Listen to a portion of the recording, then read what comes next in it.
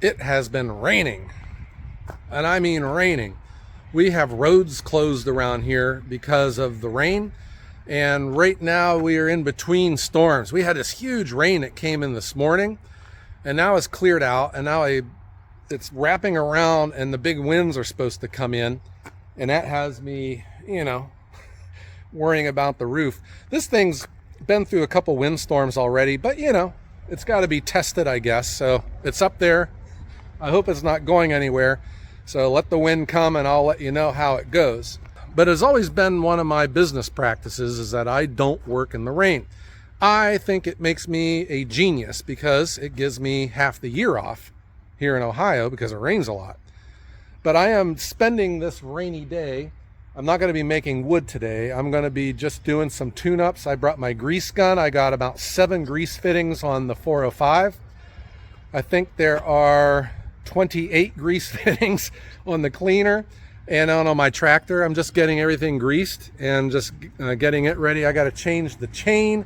Let me just show you here. I got to tighten up the belt on the Perfect Clean conveyor. This thing here is off. So, like here you can see the big gap, and then it's right up against the edge on this side. And you adjust it with these. Well, this is how you tension the belt. But there's an adjuster on the drive end that's causing my problem. So here's the big gap. And then this side is like right up against it. Okay, so there's a pivot on this side and an adjuster on this side. So I need to tighten this side, and that will make the belt track this way. I'll show you what it looks like. So I'm coming around to the operator's side, and down here is the drum. Here is how far off it is. The drum's sticking this far out over here, and then it's about right here on my finger.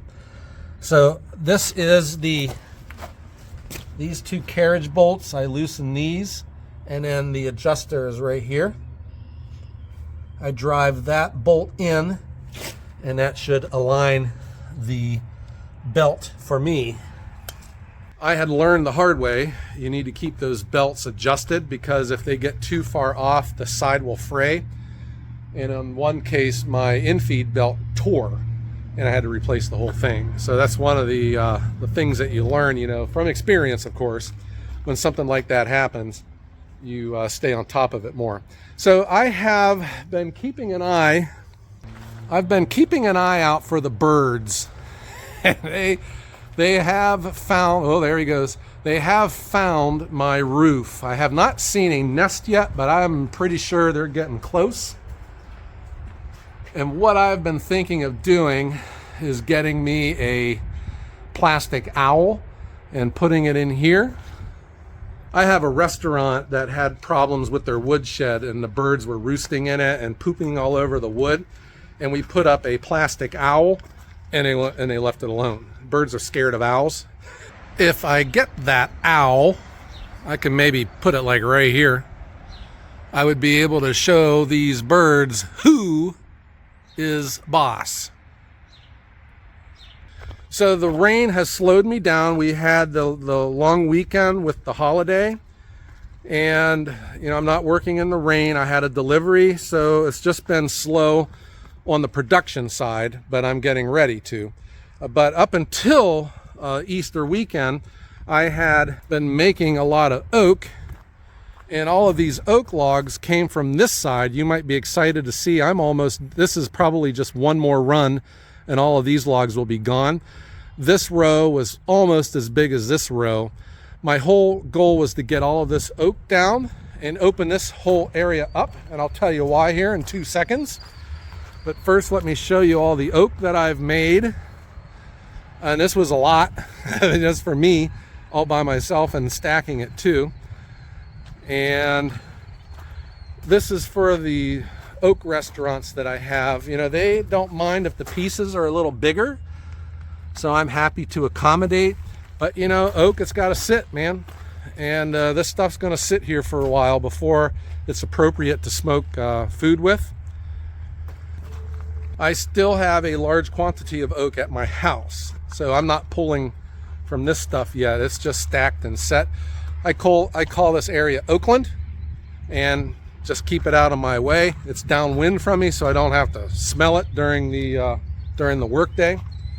But about this side over here, I've opened this up because I'm trying to create space for the International Firewood Expo, which is going to be right here, guys, on May 18, all day long. And we have had a huge response from everyone, from vendors, from manufacturers, from people wishing to attend, people coming from other countries, looking for hotels and all. And so I have been doing what I can to get organized for this. There is a lot of preparation that I need to do on my side. But because, I hate telling people no, but here's my dilemma. I don't know what I'm doing with this. And my fear is I'm going to have, like a manufacturer come, and they're going to pull a trailer from a long distance away to come here, and the space I'm going to have for them is just no good. And I just don't want to put myself into that position where I've, ruined someone's day, especially because of the distances that they have to travel. So what I'm trying to do is open this area up just to get more space for more people to come in, and to make it appropriate for the people who come to watch and attend to be able to move around without bumping into people. That is my goal, and that's why I've been making a big attack on this oak. I would rather, believe me, be making my restaurant wood, because it dries a lot faster. It just seems like whenever I make oak, it's just like a waste of time almost, because it's got to sit for so long.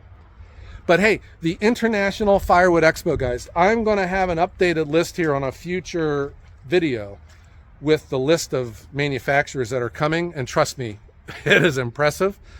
And it's flattering too. I can't believe, that I've been in this position to bring this to our firewood industry.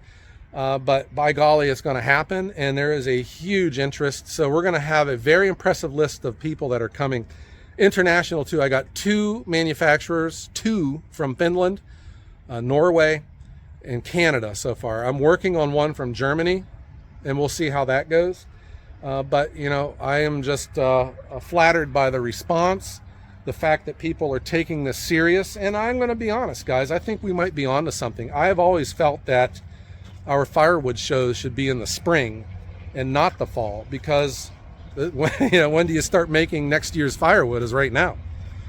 So I would also say too that if you come, everything's free, but this is a great time to make that purchase. And pretty much everything that you're going to see here that's going to be operating is for sale. And I think too, if you are looking to buy a machine off of one of your manufacturers that's going to be here, I think maybe this is a good opportunity to where you can avoid the shipping fees. Have them bring it here, they can run it, and then you can take it home with you at the end of the day. Sounds like a good deal, The big ones that will be here for sure: Eastonmade, Wolf Ridge, Timberwolf. Those are the big 3 so far for the splitters that will be here. Processors, we know Japa is going to be here. Metsa Machines for North America. But there's others that I'm going to keep close right now, just because I don't want to overextend myself, and just to make sure we have confirmations. But there is a lot that you can expect here in this wood yard. And if we need to, we'll just put people on the other side of the wall. We got a lot of space here, a lot of room for parking, for the food trucks.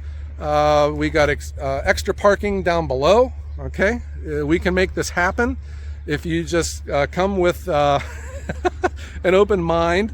And I've told the manufacturers, the people that will be setting up booths, just come with an open mind, because there's going to be not clearly defined booth space. There's going to be a lot of people spilling into others until we can get something figured out. You know how it is. You have it in your head, but until everything's here, you gotta make sure it's actually going to work. The other thing is, if you remember my friend Linda from last year from Sweet Memories Vintage Tea, and she's now opened up a vintage toy store here in Youngstown. She and her team has made the logo, and she's putting them on t-shirts for the International Firewood Expo. And those are already now for sale, along with the Ohio Employee t-shirt and the Honorary Employee of the Month t-shirt. All can be purchased on that link. I always put the link in, I pin it in the first comment so you can see what the logo looks like. You can buy it here on the day of the event also, but hey, if you can't make it, and if you want to look super cool, get yourself the International Firewood Expo t-shirt. I think it looks awesome.